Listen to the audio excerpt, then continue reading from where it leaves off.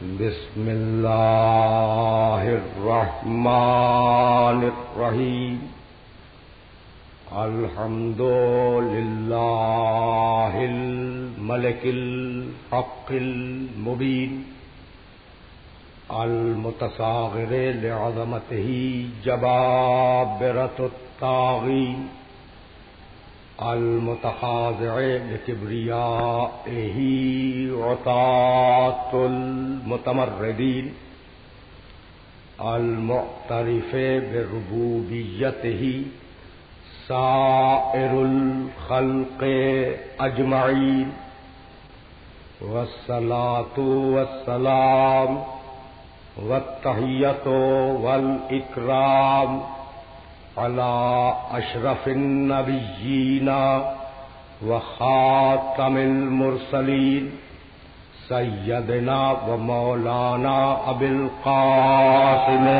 محمد وأهل بيته الطيبين الطاهرين المعصومين المظلومين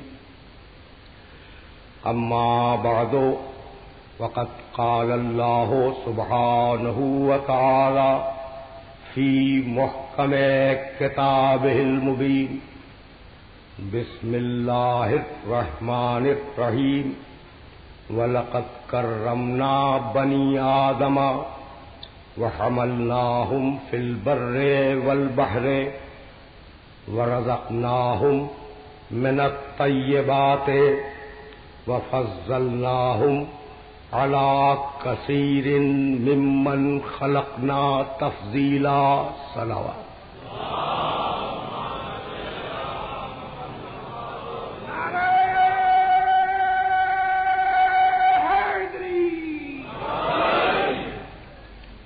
عزیزان محترم، اب تک کرامت انسانی کے عنوان سے ہم بحث کرتے ہوئے جس نتیجے تک پہنچے ہیں وہ نتیجہ یہ ہے کہ انسان کی کرامت اس کا تقویٰ ہے،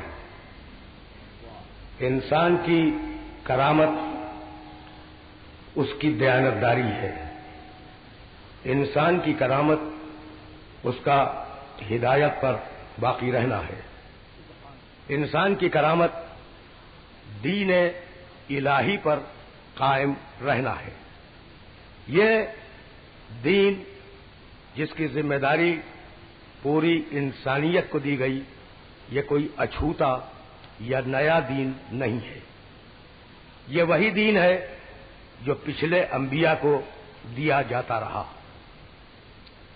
سورہ شورى میں پروردگار عالم نے ارشاد فرمایا کہ شرع لکم من الدین ما وصى به نوحا والذی اوحینا الیک وما وصینا به ابراہیم وموسیٰ وعیسیٰ ان اقیموا الدین ولا تتفرقوا فیہ۔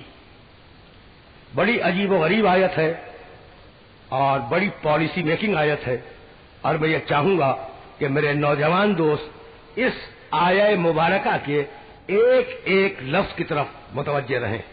شرع لکم من الدین، اللہ نے تمہارے لیے دین میں شریعت بنائی۔ شرع لکم من الدین ما وصى به نوحا، یہ وہی شریعت ہے جس کی وصیت اللہ نے نوح کو کی تھی۔ والذی اوحینا الیک، اور حبیب یہ وہی شریعت ہے جو ہم تمہاری طرف وحی کر رہے ہیں۔ وما وصینا بہ ابراہیم وموسیٰ وعیسیٰ، یہی دین اور یہی شریعت ہم نے ابراہیم کو دی تھی، ہم نے یہی دین اور یہی شریعت موسیٰ اور عیسیٰ کو دیا، اور ہم نے یہ کہہ کے شریعت دی، یہ کہہ کے دین دیا کہ ان اقیم الدین ولا تتفرقوا فیہ، دین پر قائم رہو، دین میں افتراق پیدا نہ کرو۔ میں نے اپنے سننے والوں کی خدمت میں ترجمہ کر دیا ایک مرتبہ ترجمہ اور کروں گا، اس لیے کہ جس لفظ کی طرف متوجہ کرنا چاہ رہا ہوں ابھی تک میرے محترم سننے والے اس لفظ کی طرف متوجہ نہیں ہوئے۔ آیت پھر سماعت کریں، شرع لکم من الدین ما وصى به نوحا والذی اوحینا الیک وما وصینا به ابراہیم وموسیٰ وعیسیٰ۔ عجیب بات ہے، ایک ہی آیت میں کہتا ہے کہ ہم نے نوح کو دین دیا وصیت سے، ابراہیم کو دین دیا وصیت سے، موسیٰ کو دین دیا وصیت سے، عیسیٰ کو دین دیا وصیت سے، اور محمد تمہیں دین دیا وہی سے۔ اب کوئی نہ کوئی بات تو ہے بھائی، آپ نے دیکھا قرآن غیر ضروری طور پر تو لفظوں کو استعمال نہیں کرتا، اب کوئی نہ کوئی بات تو ہے کہ شرع لکم من الدین ما وصى به نوحا والذی اوحینا الیک وما وصینا به ابراہیم وموسیٰ وعیسیٰ۔ دین ملے ابراہیم کو وصیت سے، شریعت ملے ابراہیم کو وصیت سے، موسیٰ عیسیٰ کو ملے وصیت سے، اور محمد کو ملے وحی سے۔ اب اگر وحی اور وصیت کا فرق سمجھ میں آ جائے تو ان دونوں، اگر وحی اور وصیت کا فرق میں واضح کر دوں تو ان دونوں گروپ میں جو فرق ہے وہ سامنے آ جائے گا۔ وصیت کے معنی، کون سا ایسا میرا سننے والا ہے جو وصیت کے معنی نہ جانتا ہو؟ وصیت کے معنی کسی بات کو کھول کے بیان کرنا، وصیت کے معنی کسی چیز کو، کسی بات کو کھول کے بیان کرنا، اور وحی کے معنی ایسا اشارہ جسے فقط مخاطب سمجھے، دوسرا نہ سمجھے۔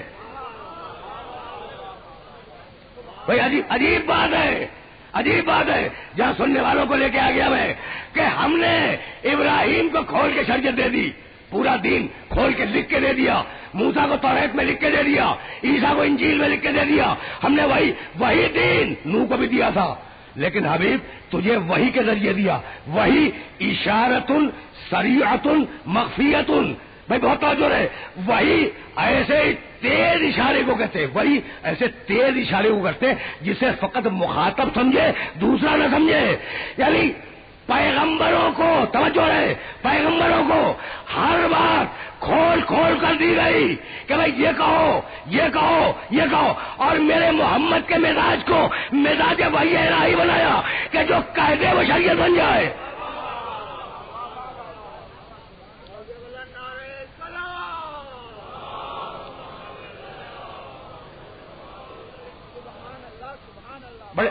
بڑے آرام سے چلتے رہو، اس لیے تمہیدی مرحلوں سے بات کو گزار رہا ہوں۔ تو اب دین وہی ہے جو ہر ایک کو دیا، اور شریعت بھی وہی ہے جو ہر ایک کو ملی، جزوی اختلافات کے ساتھ۔ تو اب عجیب بات ہے، اپنے سننے والوں سے پوچھنا چاہ رہا ہوں میں کہ بھائی کتنے نبی؟ 1 لاکھ۔ رسول کتنے؟ 313۔ کتاب رکھنے والے کتنے کتاب والے؟ توریت موسیٰ پر، زبور داؤد پر، انجیل عیسیٰ علیہ السلام پر، قرآن خاتم النبیین پر۔ تو کتابیں 4، میں توجہ رہے، کتابیں 4، اور نبی جو ان پہ عمل کروانے کے لیے آئے کتنے؟ 1,24,000۔ تو بھئی 1,24,000 کتابیں اتار دیتا، 1,24,000 کتابیں، ہر نبی کے ساتھ ایک کتاب بھیج دیتا۔ اچھا اگر یہ نہیں کرنا تھا تو 4 نبی 4 کتابیں کل 4، نبی 1,24,000۔ تو کبھی سوچا یہ ہوا کیا؟ ہوا یہ کہ توریت آئی اور توریت کو موسیٰ علیہ السلام نے پہنچا دیا، اور ان کے بعد نبیوں کا سلسلہ چلا اس توریت کی حفاظت کے لیے، اس توریت کی تشریح کے لیے۔ یہ جو کثرت کے ساتھ نبی آئے ہیں نا، اس کا سبب بتا رہا ہوں میں کہ کتاب آئی، کتاب نبی نے دی، امت کو پڑھا دی، لیکن چونکہ امت پہ اعتبار نہیں تھا اس لیے نبی آتے رہے کتاب کی حفاظت کے لیے، یہاں تک کہ انجیل کا دور آ گیا۔ انجیل عیسیٰ علیہ السلام نے پڑھائی، عیسیٰ علیہ السلام نے سمجھا دی، ان کے اوصیاء آتے رہے اور وہ اس کتاب کی تشریح کرتے رہے، اس کی حفاظت کرتے رہے۔ تو عجیب بات ہے، میں توجہ رکھنا، لیکن کچھ کہنا چاہ رہا ہوں۔ داؤد علیہ السلام پر زبور اتار دی، زبور داؤد نے پڑھا دی امت کو، بات ختم ہو گئی نا۔ اب داؤد کے بعد نبیوں کا سلسلہ چلا تاکہ کتاب کی حفاظت ہو سکے۔ تو یہ عجیب بات ہے، عجیب بات ہے کہ داؤد کے بعد نہیں، لفظ بدل رہا ہوں میں، زبور کے بعد نبی آئے حفاظت کے لیے، توریت کے بعد نبی آئے حفاظت کے لیے، انجیل کے بعد نبی آئے حفاظت کے لیے، اور قرآن کو امت کے ہاتھ میں چھوڑ دیا جائے کہ جیسی چاہے تفسیر کر لو۔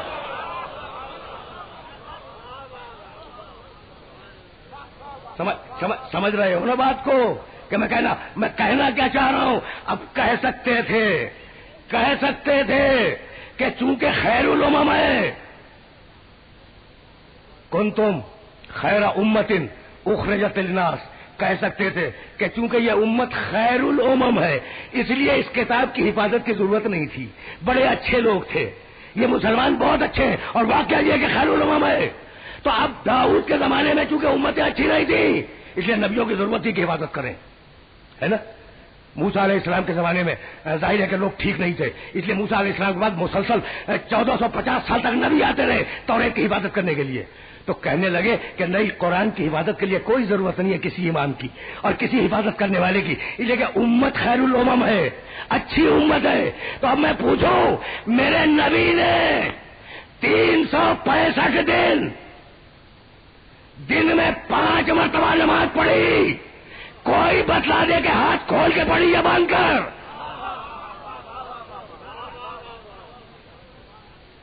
بھائی کوئی بتلا دے۔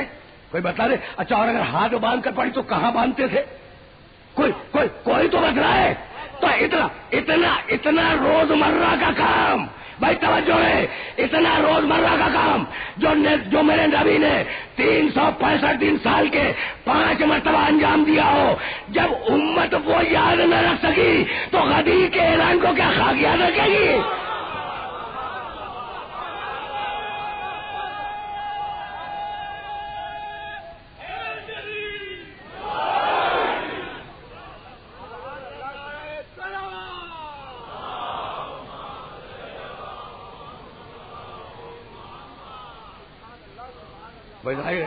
ظاہر ہے کہ میرے محترم سننے والوں تک باتیں پہنچ رہی ہیں نا، اور مجھے جانا ذرا سا آگے ہے۔ تو جس مرحلہ فکر تک جانا ہے اس مرحلہ فکر تک جانے کے لیے یہ مراحل ضروری ہیں، اور یہ مراحل ناگزیر ہیں۔ بھائی یہی سبب ہے، سننا، اور یہ جو آیتیں میں ہدیہ کر رہا ہوں نا ان سب کو اپنے ذہن میں رکھ لینا، یہی سبب ہے کہ سورہ نحل میں 2 مرتبہ کہا وما انزلنا علیک الکتاب الا لتبین، حبیب ہم نے کتاب کو اس لیے نازل کیا کہ تم بیان کرو گے، کوئی ملا بیان نہیں کرے گا۔ میں دیکھ رہا نا ذمہ داری، قرآن کے بیان کی ذمہ داری، یہ لفظ بیان ذہن میں رہے، قرآن کے بیان کی ذمہ داری مفسر کی نہیں ہے، ملا کی نہیں ہے، مجتہد کی نہیں ہے، عالم کی نہیں ہے۔ وما انزلنا علیک الکتاب الا لتبین، حبیب ہم نے اس کتاب کو اس لیے نازل کیا کہ اسے تم بیان کرو گے۔ ہو گئی ایک آیت، اور پھر اسے سورہ نحل میں کہا وانزلنا الیک الذکر لتبین للناس ما نزل الیہم ولعلہم یتفکرون، حبیب اس قرآن کو ہم تمہارے اوپر نازل کر رہے ہیں لتبین للناس، لوگوں کے سامنے اسے تم بیان کرو، توجہ رہے، بہت توجہ رہے، مجبوری ہے بیان رسول کی۔ اب 2 آیتیں ہو گئی، سنتے جاؤ، آرام سے سنتے جاؤ، اس لیے کہ مسلسل خط فکر ہے اور کہیں دور جانا ہے۔ حبیب تم بیان کرو۔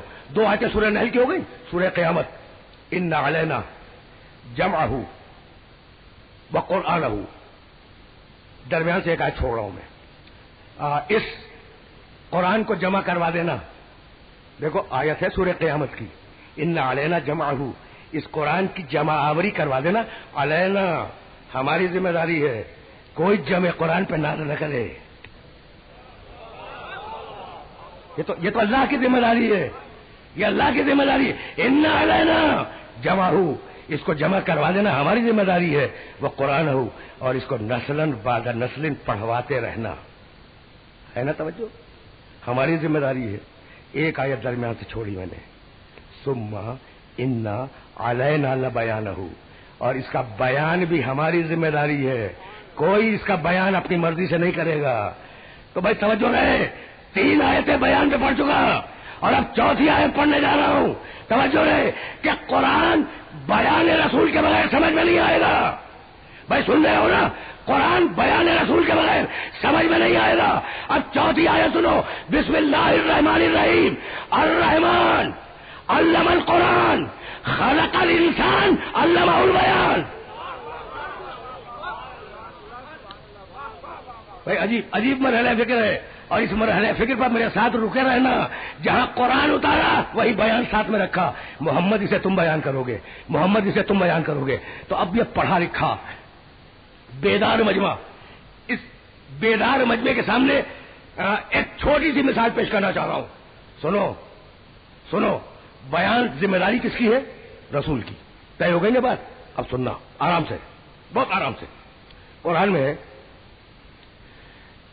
بزرگ تو سب جانتے ہیں نا, یہ جو میرے دائیں بائیں نوجوان دوست بیٹھے ہوئے ہیں, ان کو یہ جملے ہدیہ کر رہا ہوں. قرآن کی ایک آیت سنو آرام سے. لو کان من عند غیر اللہ لوجدوا فیہ اختلافا کثیرا. اگر یہ قرآن اللہ کا نہ ہوتا تو اس میں اختلاف ہوتا. ٹھیک ہے, اب آپ مسلمان ہیں, میں بھی مسلمان ہوں, مانتے ہیں نا کہ قرآن میں اختلاف نہیں ہے. اور اگر خدا نخواستہ اختلاف ہو, اللہ کا کلام نہیں ہے. بہت سیدھی بات. تو اب اختلاف نہیں ہے نا قرآن میں. بھائی بزرگ تو سب جانتے ہیں, بزرگوں کو تو خطاب کر ہی نہیں رہا ہوں. یہ جو نوجوان دوست ادھر سارے بیٹھے ہیں ان سے پوچھ رہا ہوں, بھائی قرآن میں اختلاف نہیں ہے نا؟ اب سنو سنو اور لے آؤ قرآن تو دکھا دو تمہیں. بھائی توجہ رہے. سورہ آل عمران کی آیت سنو. هو الذی انزل علیک الکتاب منہ آیات محکمات ہن ام الکتاب واخر متشابہات فاما الذین فی قلوبہم زیغ فیتبعون ما تشابہ منہ ابتغاء الفتنہ وابتغاء تاویلہ وما یعلم تاویلہ الا اللہ والراسخون فی العلم. لمبی آیت پڑھی میں نے, آیت لمبی پڑھی, آیت میں نے پوری نہیں پڑھی, جتنی ضرورت تھی اتنی میں نے پیش کی. آرام سے ٹھنڈے دل سے ترجمہ سننا. هو الذی انزل علیک الکتاب, محمد اسی اللہ نے یہ کتاب تو پر نازل کی ہے. منہ آیات محکمات, اس کتاب میں کچھ آیتیں محکم ہیں. ٹھیک, ہن ام الکتاب, اور وہی اس کتاب کی بنیاد ہے. تو آیتیں کیا ہیں؟ محکم. معلوم ہے محکم کے معنی؟ محکم جس کا مطلب صاف سمجھ میں آ جائے. محکم اس آیت کو کہتے ہیں اقیموا الصلاۃ, نماز پڑھو, صاف سمجھ میں آ گیا. للہ علی الناس حج البیت, اللہ نے حج واجب کر دیا, صاف سمجھ میں آ گیا. لیکن بہت سی آیتیں ایسی ہیں جو صاف سمجھ میں نہیں آتی, جن میں ایک سے زیادہ معنی نکلتے ہیں, 3 معنی 4 معنی. کون سا معنی اللہ نے مراد دیا کچھ پتہ نہیں, اس کو کہتے ہیں متشابہ. تو اب کتنی قسمیں ہو گئی؟ محکم, متشابہ. سنتے جانا. هو الذی انزل علیک الکتاب منہ آیات محکمات ہن ام الکتاب, اس میں کچھ آیتیں محکم ہیں, وہی کتاب کی بنیاد ہے. وَأُخَرُ مُتَشَابِهَاتٌ, کچھ آیتیں متشابہ ہیں. ٹھیک ہے نا. فَأَمَّا الَّذِينَ فِي قُلُوبِهِمْ زَيْغٌ, وہ لوگ جن کے دلوں میں کجی ہے, فَيَتَّبِعُونَ مَا تَشَابَهَ مِنْهُ, تو وہ محکم کو چھوڑتے ہیں, متشابہ کی پیروی کرتے ہیں. بھائی دیکھنا کیا کمال کی آیت ہے. فَأَمَّا الَّذِينَ فِي قُلُوبِهِمْ زَيْغٌ فَيَتَّبِعُونَ مَا تَشَابَهَ مِنْهُ, جن لوگوں کے دلوں میں کجی ہے. بھائی کافر تو مانتا ہی نہیں ہے, کافر تو قرآن کو مانتا ہی نہیں ہے. مسلمانوں میں جن کے دلوں میں کجی ہے, بہت سامنے کی بات کر رہا ہوں, نہ کوئی منطق ہے نہ کوئی فلسفہ, بہت سامنے کی بات ہے. فَأَمَّا الَّذِينَ فِي قُلُوبِهِمْ زَيْغٌ فَيَتَّبِعُونَ مَا تَشَابَهَ مِنْهُ, تو وہ محکم کو چھوڑتے ہیں, متشابہ کی پیروی کرتے ہیں. کیوں؟ ابتغاء الفتنہ وابتغاء تاویلہ, اپنی مرضی کی تعویل کرنا چاہتے ہیں اور معاشرے میں فتنہ پھیلانا چاہتے ہیں. تو ہر مفسر پہ اعتماد نہ کرنا, کون کہاں فتنہ پھیلا دے کچھ پتا نہیں. پہنچ رہی ہے نا بات, پہنچ رہی ہے. وما یعلم تاویلہ الا اللہ والراسخون فی العلم, حالانکہ ان آیتوں کی تعویل کو فقط 2 جانتے ہیں, اللہ اور راسخون فی العلم. یہ لفظ تو بار بار سنا ہوگا نا, راسخون فی العلم کا, ہے نا. ترجمہ کروں راسخون فی العلم کے معنی؟ علم میں ڈوبے ہوئے. بھائی سنیے گا, اب معاملہ آ گیا ہے زبان کا، اور جب زبان کا معاملہ آ جائے تو ضروری ہے کہ اس کو واضح کیا جائے۔ اگر کوئی بہت پڑھا لکھا ہو تو آپ کیا کہیں گے کہ ان میں بہت علم ہے، یہی ہے نا، ان میں بہت علم ہے۔ یہ تو نہیں کہے گا نا کہ یہ بہت علم میں ہے، یہ کوئی نہیں کہتا۔ یہ ضرور کہتے ہیں بھائی یہ جو صاحب ہے ان کے اندر بہت علم ہے، یہ تو نہیں کہتے یہ علم کے اندر ہے، علم کے اندر ہے یہ نہیں کہا جاتا، یعنی یہ محاورہ ہی نہیں ہے۔ لیکن قرآن نے یہ نہیں کہا، قرآن نے یہ نہیں کہا کہ علم ان کے اندر ہے، نہیں، راسخون فی العلم، یہ علم کے اندر ہے، یہ علم کے اندر ہے، یعنی یہ نہیں کہا۔ پھر سننا ایک مرتبہ، اب میں مثال جب دوں گا نا تو نوجوان دوستوں تک میرا میسج پہنچ جائے گا۔ یہ نہیں کہا کہ علم ان کے اندر ہے، نہیں، کیا کہا؟ یہ علم کے اندر ہے۔ مثال دے دوں بھائی، بہت توجہ رہے، پانی مٹکے میں ہے، کتنا پانی ہے پتا ہے نا؟ جتنی مٹکے میں گنجائش، جتنی مٹکے میں گنجائش ہے۔ اگر میں کہوں گا کہ پانی مٹکے میں ہے تو جتنی مٹکے میں گنجائش ہے اتنا ہی تو پانی ہوگا نا، اور اگر میں کہہ دوں مٹکا پانی میں ہے تو کتنے پانی میں ہے کچھ پتا نہیں۔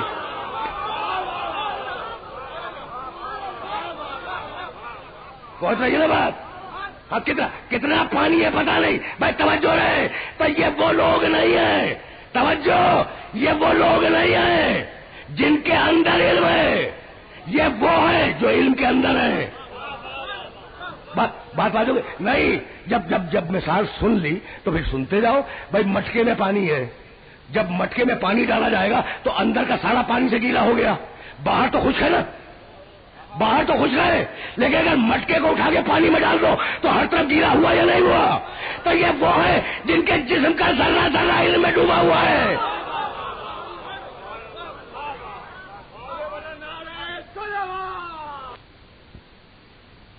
بات پہنچ گئی نا میرے محترم سننے والوں تک؟ تو اب میں پوچھنا چاہ رہا ہوں، کتنی قسمیں ہیں آیتوں کی؟ 2۔ ایک قسم محکم، محکم کے معنی جو سب کی سمجھ میں آ جائے، ٹھیک۔ متشابہ کے معنی جو سمجھ میں نہ آئے، ہو گئے نا 2 قسمیں، کچھ محکم ہے کچھ متشابہ ہے۔ رکھنا یاد، اسے یاد رکھنا کہ قرآن میں آیتوں کی 2 قسمیں ہیں، محکم اور متشابہ۔ ہو گئی نا بات؟ اب سننا، اب میں آیت پڑھ رہا ہوں اور حوالہ دے رہا ہوں، دیکھ لینا، میرے جانے کے بعد دیکھ ضرور لینا۔ سورہ ہود قرآن مجید کا 11واں سورہ، اور اس سورہ کی پہلی آیت، بسم اللہ الرحمن الرحیم، الف لام را، کتاب احکمت آیاتہ ثم فصلت من لدن حکیم خبیر۔ ترجمہ کروں، الف لام را، کتاب احکمت آیاتہ، اس کتاب کی ہر آیت محکم ہے۔ آل عمران میں کیا کہہ رہا تھا؟ کچھ محکم ہے کچھ متشابہ ہیں۔ مجھے نہیں معلوم کہ میرے محترم سننے والے یقین کریں گے یا نہیں۔ بھائی سورہ ہود 11واں سورہ ہے، 11ویں سورہ کی پہلی آیت ہے جو میں نے پڑھی ہے، الف لام را کتاب احکمت آیاتہ ثم فصلت۔ اس کتاب کی ساری آیتیں محکم ہے، مفصل بھی ہے، من لدن حکیم خبیر، یہ کتاب صاحب حکمت اور صاحب خبر کی طرف سے اتری ہے۔ تو ایک جگہ کہتا ہے کہ محکم بھی ہے متشابہ بھی ہے، ٹھیک۔ دوسری جگہ کیا کہتا ہے؟ سب محکم ہے۔ سن لیا نا؟ تیسری پڑھوں، سورہ زمر 39واں سورہ قرآن مجید کا۔ یہ حوالے اس لیے دے رہا ہوں کہ دیکھ ضرور لینا۔ اللہ نزل احسن الحدیث کتابا متشابہا، یہ پوری کتاب متشابہ ہے۔ اب میرے دوست میرے بزرگ فرما رہے ہیں سبحان اللہ، بھئی یہ تو پرابلم پیدا ہو گئی۔ قرآن یہ کہہ رہا تھا کہ اگر یہ اللہ کی کتاب ہے، اگر یہ اللہ کی کتاب ہے تو اس میں اختلاف نہیں ہوگا، اگر یہ اللہ کی کتاب ہے تو اس میں اختلاف نہیں ہوگا، اور تم نے اختلاف دیکھا؟ بھائی سورہ آل عمران میں کہتا ہے محکم بھی ہے متشابہ بھی ہے، سورہ ہود میں کہتا ہے پوری کتاب محکم ہے، سورہ زمر میں کہتا ہے پوری کتاب متشابہ ہے۔ بتاؤ سچ کیا ہے؟ اس لیے ضرورت ہے معاویہ قرآن کی۔ دیکھو 1995 میں تم کو نہیں پوری ملت اسلامیہ کو چیلنج کر رہا ہوں، بتاؤ اگر قرآن پر ایمان ہے کہ قرآن کبھی کہتا ہے کہ کچھ آیتیں محکم ہے، کچھ آیتیں متشابہ ہے، کبھی کہتا ہے پوری کتاب محکم ہے، کبھی کہتا ہے پوری کتاب متشابہ ہے، اس میں سے سچ کیا ہے؟ بھائی سننا ہے نا قابل غور بات؟ تب ضرورت ہے معاوضہ قرآن کی. جب پوچھا گیا معصوم سے کہ فرزند رسول یہ ہے کیا، کبھی کہتا ہے پوری کتاب محکم، کبھی کہتا ہے پوری کتاب متشابہ، کبھی کہتا ہے کچھ محکم کچھ متشابہ. یہ بات کیا ہے؟ کہا یہ سمجھنے والوں کے 3 درجے ہیں. دیکھو اسے کہتے ہیں وارث قرآن. کہنے لگے اختلاف نہیں ہے، سمجھنے والوں کے 3 درجے ہیں. تمہارے لیے کچھ محکم کچھ متشابہ، جو کافر ہیں ان کے لیے پوری متشابہ، اور جو وارث قرآن ہے اس کے لیے پوری محکم. اسے کہتے ہیں قرآن.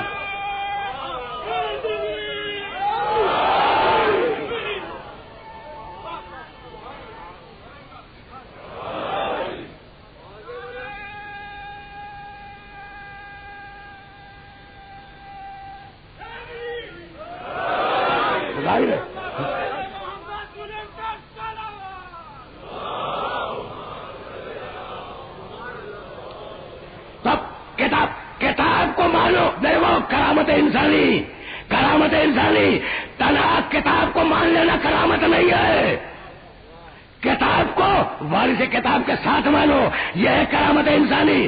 2 مرتبہ سورہ نحل میں کہا کہ حبیب قرآن تم بیان کرو گے، قرآن تم بیان کرو گے. سورہ قیامت میں کہا ہم نے ذمہ داری لی ہے کتاب کو بیان کروانے کی. سورہ رحمان میں کہا بیان قرآن کا ہم کروائیں گے، یعنی رسول کے ذریعے. تو جو کتاب تنہا خود زمانے رسول میں کافی نہ ہو، وہ بعد رسول کیسے کافی بن جائے گی؟ بہت توجہ فرمائیے گا. تو اب کرامت انسانی یہ ہے کہ کتاب کو وارث کتاب کے ساتھ مانتے چلو.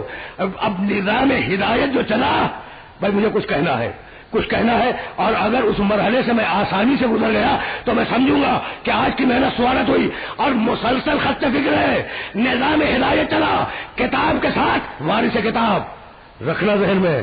اور اب نظام گمراہی چلا. سنو اور اس کو یاد رکھنا، گمراہی کا نظام تمہارے ذہن میں پہلے سے موجود ہے، مجھے بتانے کی ضرورت نہیں ہے. لیکن میں بتاؤں کہ ابلیس کا اور شیطان کا تذکرہ پورے قرآن میں کل 87 مقام پہ ہے. سننا، یہ نوٹ کرنے والی بات ہے. نظام ہدایت کتاب وارث کتاب، نظام گمراہی اس پر بھی قرآن نے بحث کی.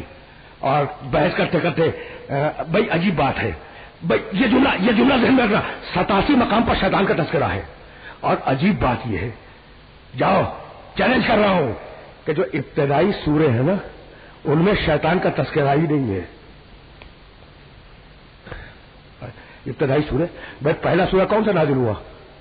یہ جو ترتیب ہے یہ ترتیب نزول نہیں ہے، یہ ترتیب تلاوت ہے. ابتدائی سورہ بسم اللہ الرحمن الرحیم، اقرأ باسم ربک الذی خلق، خلق الانسان من علق، اقرأ وربک الاکرم الذی علم بالقلم علم الانسان ما لم یعلم. آگے نہیں پڑھو اس لیے کہ آخری آیت سجدے کی آیت ہے، تو شیطان کا کوئی تذکرہ نہیں. ٹھیک. اچھا سورہ حمد ابتدائی سورہ ہے، شروع میں آیا ہے بسم اللہ الرحمن الرحیم سے، ولا الظالمین تو پڑھ لو، شیطان کا کہیں تذکرہ نہیں. ٹھیک ہے نا. سورہ قل هو اللہ ابتدائی سورہ ہے، شیطان کا تذکرہ ملا نہیں ملا. عجیب بات ہے جو کہنا چاہ رہا ہوں میں. اچھا سورہ والضحیٰ، والشمس وضحاها والقمر اذا تلاها والنهار اذا جلاها والليل اذا يغشاها والسماء وما بناها والارض وما طحاها، کہیں شیطان کا کوئی تذکرہ آیا نہیں ہے.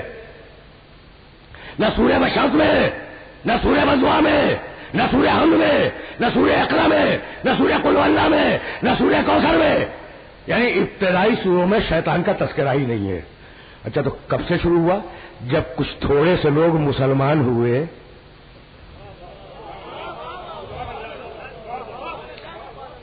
قرآن کی تاریخ عرض کر رہا ہوں. جب کچھ تھوڑے سے جب لوگ مسلمان ہونے لگے، اب شیطان کا تذکرہ شروع ہوا کہ بھائی سنو، ہم نے قوم عاد کو تباہ کر دیا، انہیں شیطان نے گمراہ کیا تھا. ہم نے قوم سمود کو تباہ کر دیا، انہیں شیطان نے گمراہ کیا تھا. ہم نے فلاں قوم کو نیست و نابود کر دیا، اس قوم کو شیطان نے گمراہ کیا تھا. اب شیطان کا تذکرہ شروع ہوا. ٹھیک. اور ہوتے ہوتے سورہ انعام میں آواز دی, چھٹا سورہ, آیت کا نشان 112, وَكَذَلِكَ جَعَلْنَا لِكُلِّ نَبِيٍّ عَدُوًّا.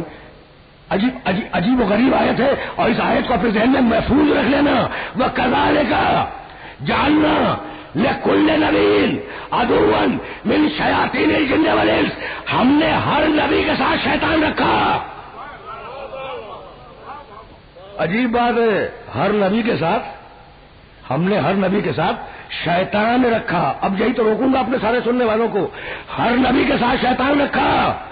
آدم کے ساتھ شیطان, نوح کے ساتھ شیطان, ابراہیم کے ساتھ شیطان. یعنی شیطان اس لیے رکھا کہ مکمل بدی کے مقابلے پر مکمل نیکی پہچانی جائے. ساتھ رکھنے کا مقصد سمجھ میں آیا؟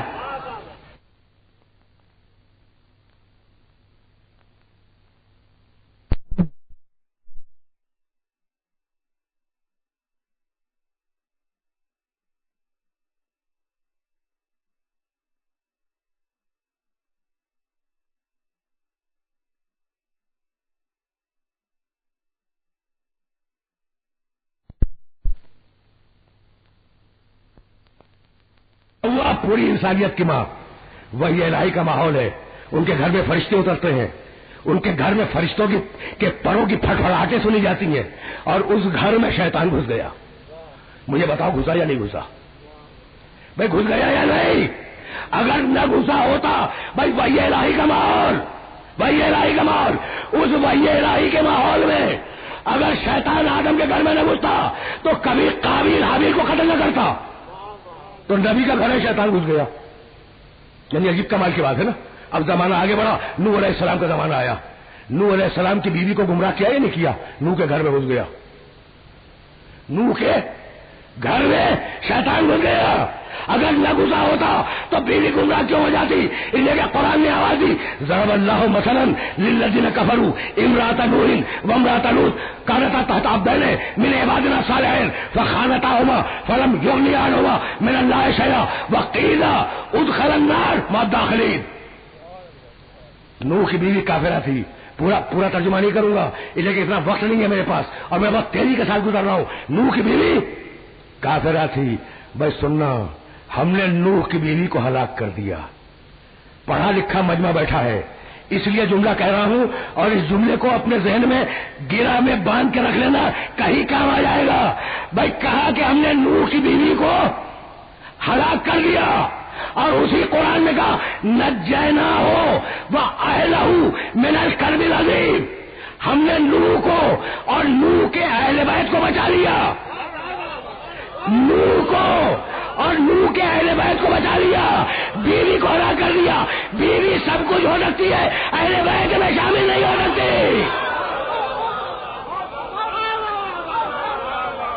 عجیب.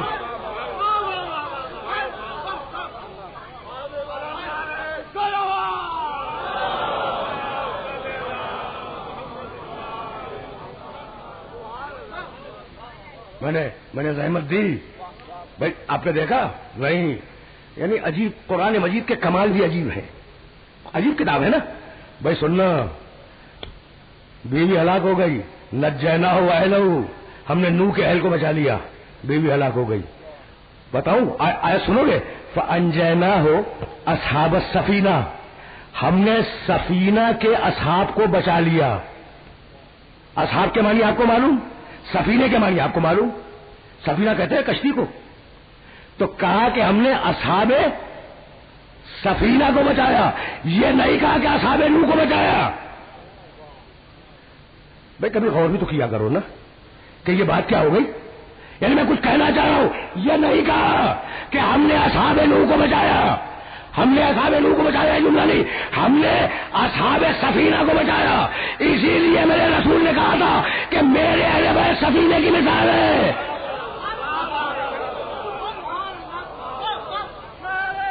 توجہ رہے, فرشتوں کی آمد و رفت ہے.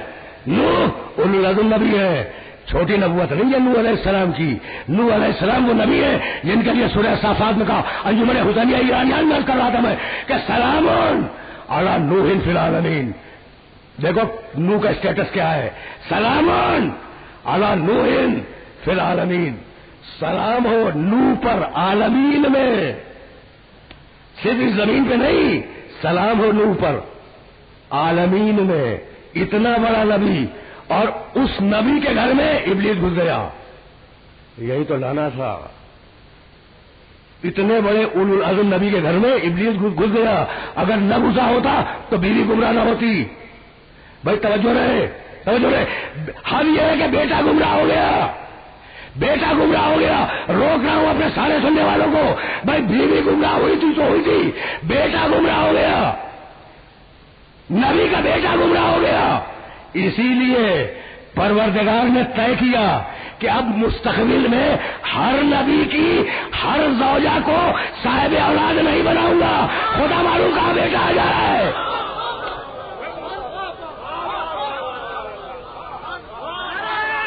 عجیب ہے, عجیب ہے, عجیب عجیب مراحل ہے, عجیب مراحل ہے. دیکھو اگر شادی بے جوڑ ہو جائے, ہو جاتی ہے, شادیاں بے جوڑ ہو جاتی ہیں. اب حضرت نوح کی بیوی کتنی بے جوڑ شادی ہے نا. تو اب ایک تو ہو گیا واقعہ, اولاد ہو گئی. پروردگار نے طے کیا, دیکھنا فرعون کافروں کا سب سے بڑا کافر, فرعون کی بیوی مومنوں میں سب سے بڑی مومنہ, بے جوڑ ہو گئی نا, شادی بے جوڑ ہو گئی. تو اللہ نے طے کیا کہ اب مستقبل میں جتنی بھی بے جوڑ شادیاں ہوں گی انہیں صاحب اولاد نہیں بننے دوں گا.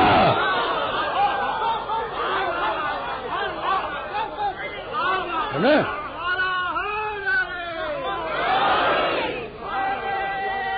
عجیب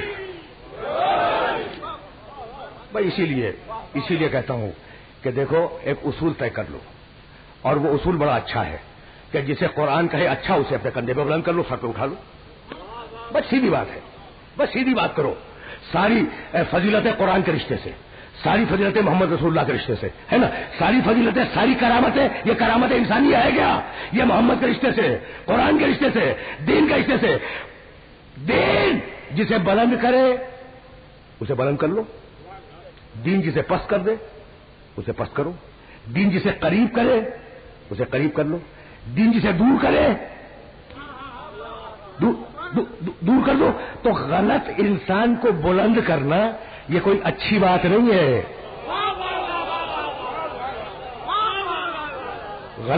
غلط انسان کو بلند کرنا کوئی اچھی بات نہیں ہے. بیوی ٹھیک ہے نسبت تو تھی, لیکن جب قرآن نے کہہ دیا یہ کافرہ ہے تو پھر کافرہ.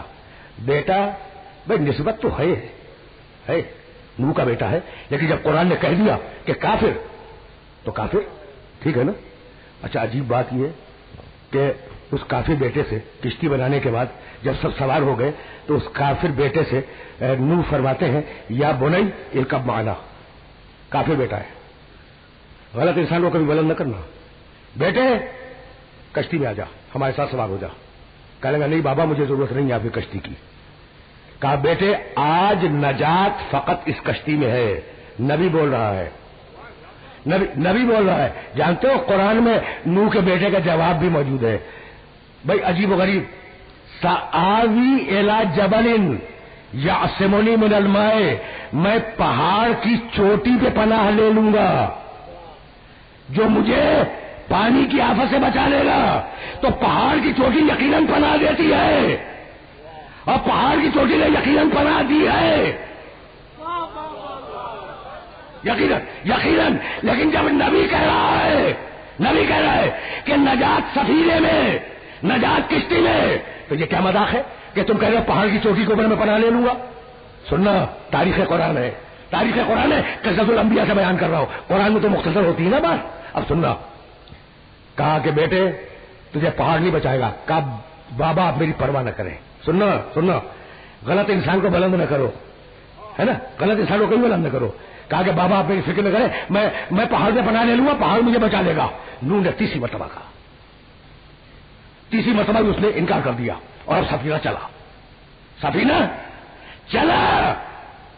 भाई बहुत तवज्जो रहे, सफीने पर कभी मौका हुआ तो अर्ज करूंगा। अभी इस वक्त इतना दामने वक्त में इतनी गुंजाइश नहीं है कि मैं सफीने पर कोई बात कर सकूं, लेकिन अब चलते रहो आगे। सफीना चला और नूह का बेटा पनाह लेने के लिए पहाड़ की तरफ चला।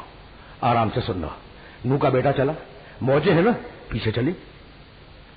भाई वो मौजें सिर्फ सफीने वालों को छोड़ेंगी, ठीक है ना, और किसी को छोड़ना उनके एजेंडे में नहीं है। मौजों के एजेंडे में और किसी को छोड़ना शामिल नहीं है। तो भागा नूह का बेटा, मौजें पीछे चली। वो पहाड़ की तरफ चला, मौजें पीछे चली। वो पहाड़ के ऊपर बुलंद हुआ, मौजें उसके पीछे पहुंची। वो और ऊपर गया, मौजें फिर पहुंच गई वहां तक। वो और जरा ऊपर गया, मौजें फिर पहुंची, लेकिन उनको तो पहुंचना था भाई, मौजों को और पानी को तो पहुंचना था। यहां तक कि वो पहाड़ की चोटी में पहुंच गया ना, मौज वहां तक पहुंची और उसका टखना डूब गया। भाई सुनना, खुदा की कसम सुनना, टखना डूब गया। फिर आवाज दी है नूह ने कि बेटे नजात वहां नहीं है, नजात सफीने में है, आजा। कहा नहीं बाबा, ये पानी, इस पानी से ये पहाड़ मुझे बचा लेगा। पानी घुटने तक आया, ठीक, पानी पेट तक आया, पानी सीने तक आया, पानी गले तक आया। तारीख पूरी जिम्मेदारी से जुमला कर रहा हूं, तारीख अंबिया लिखती है कि जब पानी गले तक आया है ना, उस वक्त आखिरी आवाज दी है नूह ने। अब तो देख रहा था ना कि मौत सामने। भाई नूह का बेटा अब तो देख रहा है ना, पानी यहां तक आ चुका है कि अब तो उसे खुद भी पता है, उसे खुद पता है कि मैं मर जाऊंगा, लेकिन इतना जिद्दी है,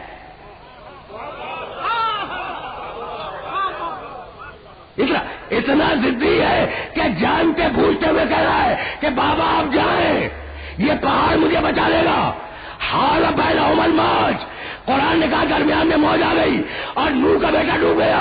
अब मैं सारे सुनने वालों से पूछना चाह रहा हूं कि भाई नूह का बेटा डूब गया ना, पहले कौन डूबा, पहले पहाड़ या नूह का बेटा? पहले पहाड़ डूबा, बाद में नूह का बेटा डूबा। तो मालिक ये पहाड़ की खता क्या थी? कहा इतने गलत इंसान को उठाया हुआ था।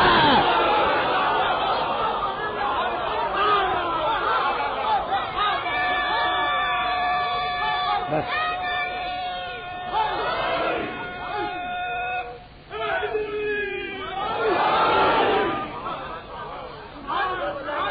अजीब मरल।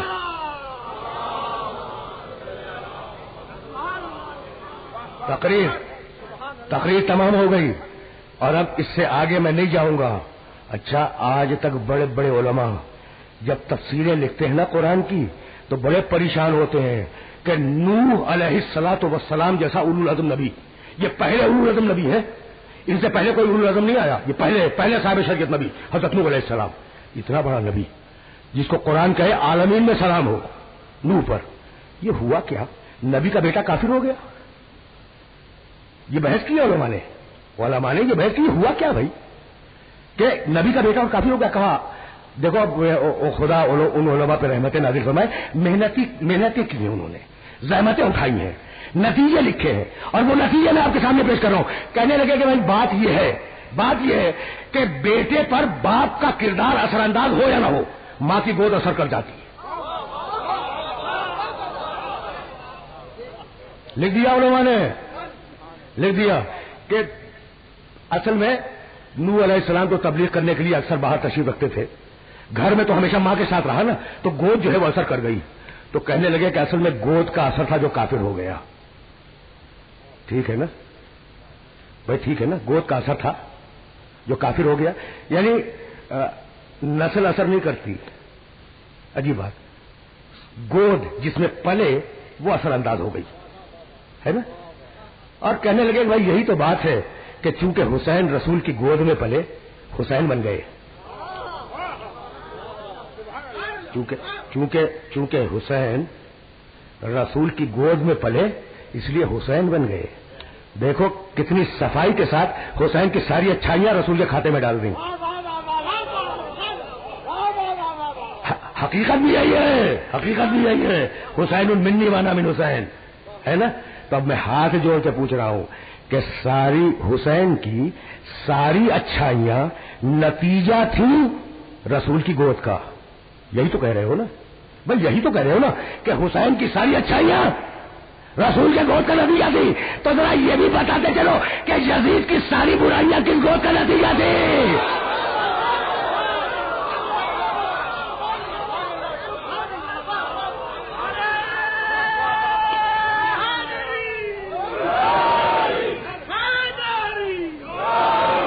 بھائی ہے نا سوال کہ بھائی اگر حسین کی بھائی حق بھی یہی ہے، میں تسلیم کر رہا ہوں، لیکن سوال کو ذرا سا آگے بڑھا رہا ہوں کہ اگر حسین کی ساری اچھائیاں رسول کی گود کا نتیجہ تھی تو پھر یہ بھی بتاؤ کہ یزید کی ساری برائیاں کس گود کا نتیجہ تھی؟ ہمارا سلام اس گود پر جس نے پال کر حسین بنا دیا، تو اس گود کے لیے فتویٰ کیا ہے جس نے پال کر محمد بنا دیا؟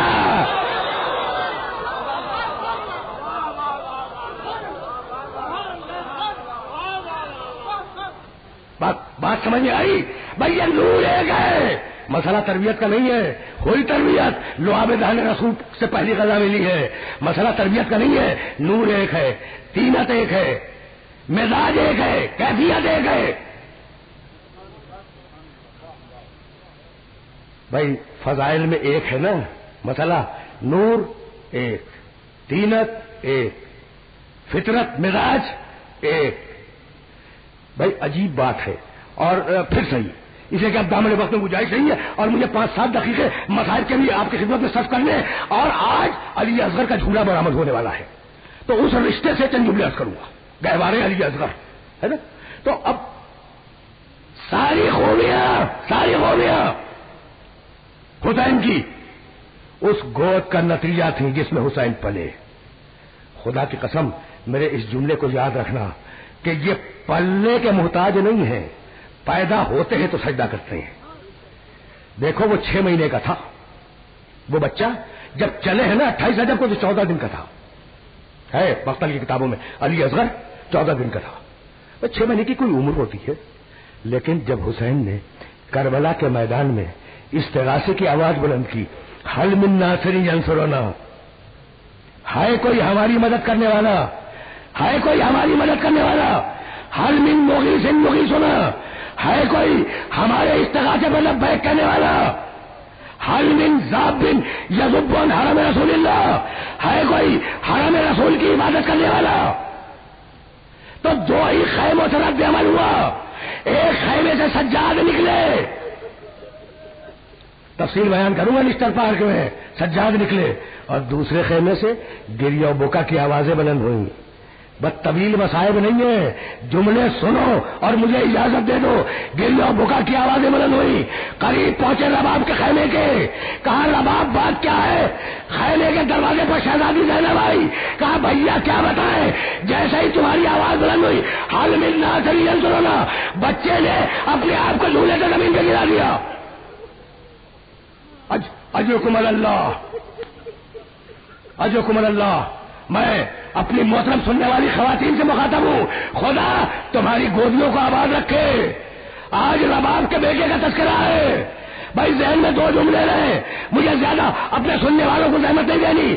اصغر کی 2 بہنیں، علی اصغر کی 2 بہنیں، ایک بہن فاطمہ صغریٰ جو بیماری کی وجہ سے مدینے میں رہ گئی، دوسری بہن سکینہ جو کربلا میں عاشور کے دن تک اصغر کے پاس رہی۔